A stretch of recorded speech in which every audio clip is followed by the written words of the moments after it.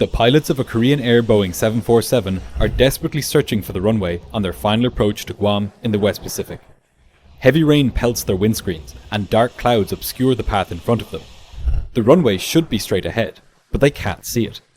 What they don't know is that they have made a grave mistake, which will soon become impossible to ignore. In the darkness, between them and the airport, lies a hill.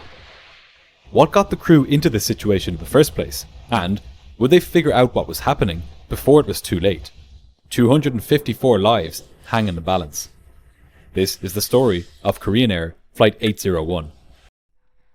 It was just before 8 p.m. on an August evening in 1997 when 237 passengers boarded a Korean Air Boeing 747 at Seoul's Gimpo Airport in South Korea. Their destination was the island of Guam, a US territory in the Mariana Islands, 3.5 hours flying time to the south. For some passengers, this late-night flight would be the last leg back home. For others, it meant a return to work after a break in Korea. Taking care of them in the cabin were 14 flight attendants. The aircraft they were flying on was a 12-year-old Boeing 747-300. The 300 variant was part of an older generation of 747s, which Korean was in the process of replacing with the newer, more sophisticated 400 series. Over its 15 years of service with airlines, the 747-300 had proven itself to be a safe and reliable aircraft. And occupying the 3 seats up at the front of the jet was a safe and reliable crew. The captain, first officer, and flight engineer had arrived at the airport 2 hours before their scheduled departure, giving themselves time to collect the paperwork for the trip, brief themselves for the flight, and receive a briefing from their supervisor of flying. This supervisor of flying role was created by Korean Airlines to address deficiencies at the airline, deficiencies which had led to a spate of accidents in the previous years. The purpose of this briefing was to ensure that the pilots had reviewed all pertinent materials for the flight. On this day, the supervisor of flying was a retired 747 captain. He asked the flight crew about what he considered to be the main factor for the flight: the weather. It was well into Guam's rainy season, and the pilots discussed a typhoon near their route, as well as the inclement weather they expected to encounter on arrival at Guam. The briefing took about 10 minutes, and although it covered many of the main points of interest for the flight, some crucial things were left out.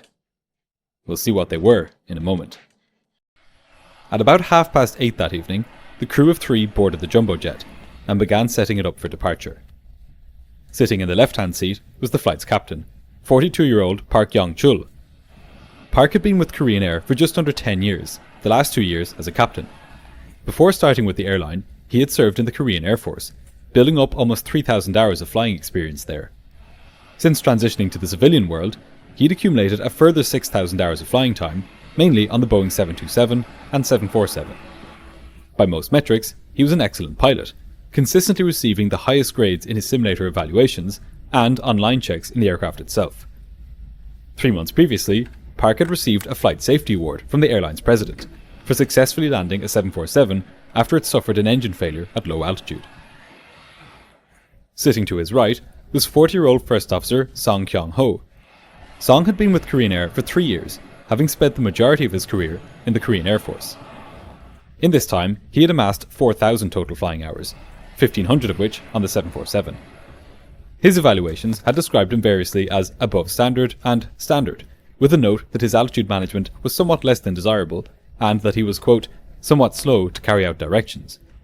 Importantly for this flight, as it would turn out, he was the only member of the crew not to have attended a crew resource management course. Sitting behind the pilots, in his sideways seat, was the flight engineer, 57-year-old Nam Suk-hoon.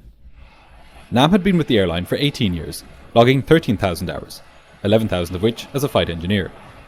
His evaluators put him at above standard and excellent. Given the wealth of experience in the cockpit, the passengers had every reason to believe that they were in safe hands. At just before 9:30 that night, slightly behind schedule, everything was finally ready to go. The passengers had boarded, the cargo had been loaded, and the plane had been filled with 51 metric tons of jet fuel. Once the pilots had received clearance from air traffic control, the massive jet was pushed back from the gate. The pilots started the plane's 4 engines in sequence and began their taxi out to the runway.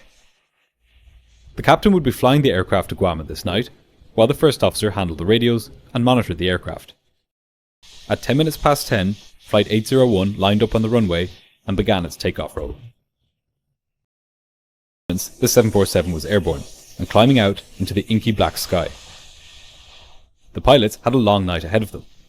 After landing in Guam, they would take on a new load of passengers and fuel and then fly back to Seoul, arriving at 8:30 in the morning. Their total duty time was expected to be 12.5 hours. Captain Park turned the plane south towards Guam and climbed the aircraft to its initial cruising altitude. This flight would take place entirely in darkness, with the pilots not expecting to see the sun until the return journey to Seoul. As the aircraft climbed, everything was normal. The pilots were making use of their weather radar to pick out storm clouds en route, but at least initially, they seemed to be being spared the worst of the weather, and the flight progressed smoothly. Luckily for them, the 747 was a sturdy vessel. The cabin crew passed through the aisles with food and drinks. The relatively short length of the flight, just 3 hours, meant that there wasn't really time for any of the passengers to get much sleep before arrival. What the passengers didn't know was that they wouldn't be the only ones arriving at Guam a little tired. Captain Park had originally been scheduled to fly to Dubai on this night.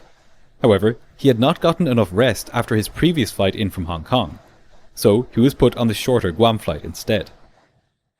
Having a tired pilot at the helm is bad enough in the best of times, but as we'll now see, this approach into Guam would not be taking place in the best of times. As Flight 801 zoomed southeast over the Philippine Sea, the island of Guam was being pelted by rain showers. Thankfully for arriving aircraft, the airport was equipped with an instrument landing system, which would allow the crew to make an approach even without being able to see the runway. The instrument landing system, or ILS, consists of 2 radio beams, a localizer which provides pilots with lateral guidance towards the runway, and a glide slope which gives vertical guidance. By simply following the indications on their instruments, pilots can fly all the way down to the runway without ever seeing it out their windscreens. But on this night, there was a problem. The glide slope, the radio beam that tells pilots whether they are high or low on the approach, wasn't working. A NOTAM had been published about this, but it was one of the items which had not been covered by the supervisor of flying back at Seoul. Nonetheless, the pilots were aware of it, and we'll see how they dealt with it in a moment. At this point in the flight, the pilots had climbed to their final cruising altitude of 41,000 feet. They began encountering some turbulence as they neared the outer edges of the typhoon along their route, but it was nothing too severe. In less than half an hour, they would begin their descent. After 3 hours in the air, Flight 801 was now just 240 miles from Guam. They were now within radio range of Guam radar control, and the first officer made contact. The controller told him that he could expect to land on runway 6 left. Now it was time for the captain, as pilot flying, to brief the approach. He took out his approach chart and began talking the other pilots through it. But here is where we encounter another problem, and it's a problem which should have been noticed and fixed hours earlier in the briefing room at Seoul. Here is a photocopy of the captain's approach chart. It's dated August 2nd, 1996, which was the most current approach chart for Guam at the time. The first officer should have been following this brief on his own chart, as both pilots would need their charts in front of them during the approach. The captain would be using his to fly, and the first officer would be using his to make sure that the captain was flying the approach correctly. But on this night, the first officer had a different chart. This is a copy of his approach chart. It was dated January 19th, 1996, meaning that it was now very much out of date, as significant changes to the procedure had been introduced in the meantime. Whether or not the pilots noticed this is unclear, but the captain began briefing using his chart nonetheless. Because the glide slope was not working, the approach chart outlined another method to guide the pilot's descent as they neared the airport. Simply put, it told them which altitudes they would need to be at particular distances from the runway.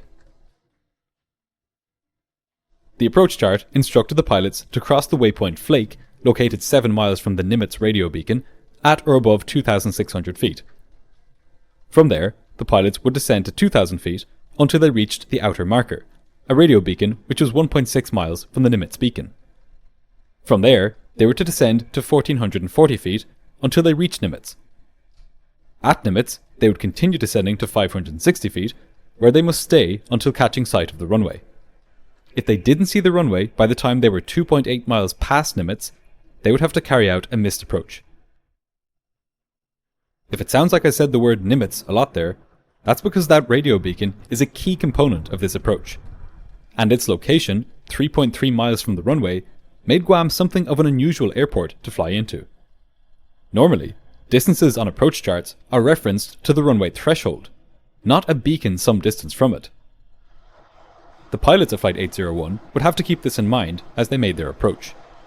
When the instruments showed a distance of, say, 7 miles, this meant that they were 7 miles from the Nimitz radio beacon and 10 miles from the airport. It also meant that after they passed the beacon during the approach and began flying away from it, the distance on their instruments would start counting up rather than down. There was nothing overly complex about this. The pilots would just have to keep it in mind as they flew the approach. By the time Captain Park had finished the approach briefing, Flight 801 was just over 150 nautical miles from the airport. It was now time to start descending. The controller had cleared them directly down to 2,600 feet. The captain dialed this altitude into the autopilot window and put the plane in a descent. He tuned his navigation radio to 110.3 MHz so that he could receive the localizer beam once he neared the airport. Meanwhile, the first officer had his equipment set to 115.3 to receive the Nimitz radio beacon, which he would use to provide the captain with distance information for the approach. The captain had flown into Guam a month previously in similar conditions. On that occasion, he'd been able to see the runway from quite far out, in between rain showers. He was expecting the situation to be similar this time, so although he had briefed an instrument approach, the crew were expecting to be able to see the runway from a few miles out. In the back of the aircraft, the cabin crew were cleaning up after the meal service, putting away the trolleys, and securing the cabin for landing. They were now less than 30 minutes from touchdown. As they descended, Captain Park lamented the airline's scheduling, saying, "They make us work to maximum, up to maximum. Probably this way hotel expenses will be saved for cabin crews and maximise the flight hours. Anyway, they make us classic guys work to maximum." Park normally went to bed at around 10 p.m, so it was now more than 3 hours past his usual bedtime. Not long after, he commented, really sleepy." Normally, people underestimate the degree to which they are fatigued. The fact that Park was clearly aware of how tired he was shows that his performance was now likely becoming significantly degraded. But there was no time for rest. He first had to land in Guam and then get the aircraft turned around for the return flight to Seoul. Almost as if to wake him up or take him deeper into what would soon be a nightmare, the first officer delivered some bad news. The weather at Guam was getting worse, and directly ahead of them were storm clouds from the nearby typhoon. While there was nothing but blackness out their windscreens, they could clearly see the clouds on their weather radar. The captain told the first officer to ask air traffic control if they could deviate 20 miles to the left to avoid them. But the first officer thought it looked clearer elsewhere, and he asked the captain if he didn't think this was the better direction to take. Park dismissed the question and repeated, "Left, request deviation 10 mile. The controller granted Park's request to deviate 10 miles left of track due to weather. The aircraft gently began banking to the left, away from the storm clouds. Meanwhile, the pilots completed the descent checklist, ensuring that the cabin pressurization was set for landing, that they had correctly set the approach speeds on their instruments, that the weather radar was correctly set, and, among a few other things, that the passenger seatbelt sign was turned on. They were now just 20 minutes from landing. Having diverted around the weather, the flight crew then caught sight of the island of Guam. "It's Guam, Guam," said the flight engineer. First Officer Song told the controller that they were now clear of the weather, and he asked for radar vectors to runway 6 left. The controller instructed the flight to turn right heading 120 degrees. The pilots then set their instruments up for the landing, and carried out the approach checklist, turning on the landing lights and putting on their shoulder harnesses. Not long after this, they entered the clouds, and lost sight of the island. They wouldn't be seeing much of it for the remainder of the flight. As they descended through 2,800 feet, the controller cleared Flight 801 to turn east, so that they could intercept the localizer beam to the runway. The pilots started to configure the 747 for landing, extending the flaps to 10 degrees. Things were now about to start happening very quickly. As Flight 801 lined up with the runway, the controller reminded the crew that the glide slope was unusable. The pilots could see on their instruments that they were correctly aligned with runway 06 left. They were now just 10 miles from the airport, and level at 2,600 feet, just where they were supposed to be. But then, something unexpected happened. On his instruments, the captain could see the glide slope needle moving. "Is that the glide slope working? Glide slope, yeah?" asked Nam, the flight engineer. Yes, it's working," replied Captain Park. "Why is it working?" somebody asked. But just because the glide slope was showing up on their instruments didn't mean it was working. What the pilots were receiving here were false indications from an unknown source. First Officer Song reminded the others, not usable. As tempting as it was to believe these signals, the pilots would have to ignore them. They continued towards the airport, lowering the gear. As they had now reached the flakeway point, 7 miles from the Nimitz beacon, it was safe to descend to 2,000 feet. The pilots dialed this altitude into the autopilot and set a descent rate of 1,000 feet per minute. Following these altitude restrictions carefully is vitally important. They exist to ensure one thing: terrain separation. In other words, descend below one of these altitudes and there's a good chance you'll crash into a mountain. In the case of Guam, the Nimitz radio beacon itself is located on a hill, Nimitz Hill, which reaches up to 800 feet high, directly on the approach path to runway 6 left. Things happen fast in a jet, and these kinds of approaches create a high workload for the pilots. To reduce their workload, instead of descending and then leveling off and then descending again, pilots tend to opt for a continuous descent, at a rate that allows them to satisfy each of the altitude constraints on the way down. However, back when Captain Park had briefed the approach during the cruise, he didn't mention whether he would be doing a continuous approach or what's known as a dive and drive approach, where the step-down altitudes are followed in sequence. Even more crucially, he didn't highlight to the crew that the Nimitz radio beacon, which the whole approach was designed around, was located not at the runway threshold, but 3 miles from the runway. Keeping this at the top of everybody's minds would have been useful, given how infrequently this crew flew into Guam. As they descended through 2,400 feet, the first officer called out, approaching 1,400. The captain reminded himself and the other crew that because the glide slope was not working, they would need to maintain 1,440 feet as per their charts. He asked the first officer to set this altitude on the autopilot. But here was where the captain and first officer would make a mistake, which would set off a chain of events endangering the lives of everyone on board. The approach chart instructed them not to descend below 2,000 feet until they were 1.6 miles from the Nimitz beacon. At this point, they were still about 5 miles from the beacon, or around 8 miles from the runway. Why had the captain begun his descent so early? Before anybody had time to take stock of the mistake that had just been made, the controller handed Flight 801 off to Guam Tower. First Officer Song contacted the tower controller, who then cleared them to land. Captain Park called for the flaps to be set to 30 degrees, and he told the crew to keep an eye out for the runway. Based on his previous approach into Guam a month ago, he expected to catch sight of the runway at any moment. This is why his approach briefing earlier had been so short. In fact, even the training video, which Korean Air showed the pilots before they flew here last time, told them to expect to carry out the approach visually. But Flight 801 was in thick cloud, and it was now heading into heavy rain. The plane was now descending through 1,600 feet, still over 2 miles from the Nimitz beacon.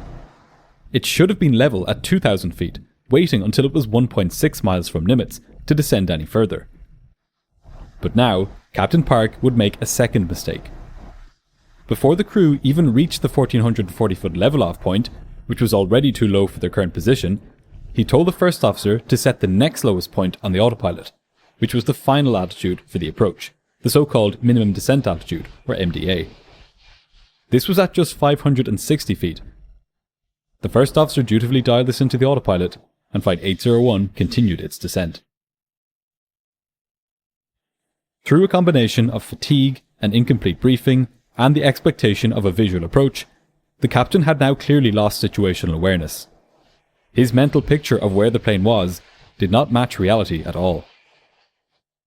But what could explain his premature descent? Why was he already descending to the minimum descent altitude while he was still so far from the runway? In all likelihood, Captain Park had now forgotten that the instrument in front of him was showing his distance not to the runway threshold, but to the Nimitz beacon. When it showed a distance of 5 miles, he figured that he was 5 miles from the airport, when in reality he was 5 miles from the beacon, and therefore 8 miles from the airport. In other words, he was 3 miles further from the airport than he thought he was. If he had briefed the approach fully, he would have mentioned that the flight could not descend below 1,440 feet until they passed Nimitz. They would know they had passed Nimitz when the distance to it on this instrument read 0 and the flag switched from to from. From there, and only there, could they safely begin to descend below 1,440 feet.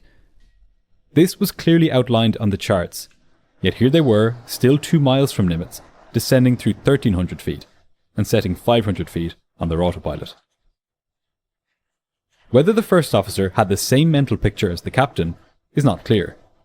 It's entirely possible that he knew that the captain was not following the procedure correctly, but that he trusted that the captain knew what he was doing. It's also possible that he simply wasn't able to follow what the captain was doing because he didn't have the most up-to-date charts in front of him. But there was somebody else who should have been aware that all was not well with Flight 801. The controller. Guam's airport was equipped with what's known as a minimum safe altitude warning system. This system issues visual and aural alerts to controllers whenever an aircraft descends below a predetermined safe altitude. Flight 801 was now below this altitude, and it should have triggered the alarm. However, when this system was first installed 7 years previously, it generated a lot of false warnings. So, 2 years previously, with the approval of the US Federal Aviation Administration, the airport had essentially disabled the system. The pilots were on their own. 1,000. The aircraft's computer told the crew that they were now 1,000 feet above the ground. Yet again, the glide slope needle appeared to be giving plausible readings. Despite agreeing to ignore it earlier, the captain now became confused about whether the glide slope was in fact working. He pointed it out to his colleagues, but they ignored it. The aircraft then entered a heavy rain shower, and the flight engineer turned on the windscreen wipers. Every second counted. The pilots were peering ahead through the darkness, desperate to locate the runway lights. If they could see them, they could proceed with the landing. "Not in sight?" asked Song. This wasn't what the pilots had planned. They were sure that they would be seeing the runway by this point. Then, the plane's automated voice called out 500. meaning that they were now just 500 feet above the ground. "Eh?" the flight engineer said, astonished. But the two other pilots said nothing, and pressed on with the approach. These alerts were coming from sensors on the underside of the aircraft, which provide indications to this instrument here, the radio altimeter. It measures the plane's actual height while it is low to the ground, while the pilot's main altimeters, here and here, tell them their altitude above sea level. The fact that the radio altimeter showed them to be 500 feet above the ground, while their main altimeters showed them to be at 1,200 feet above sea level, meant that they must now be over high ground. This should have been a clue to the pilots that they were flying too low. Had Captain Park looked at his radio altimeter, he would have seen it ticking down to 0 fast, indicating that they were dangerously close to high terrain, which was now sloping up to meet them. Oblivious to the mortal danger they were now in, the pilots continued their pre-landing checklists.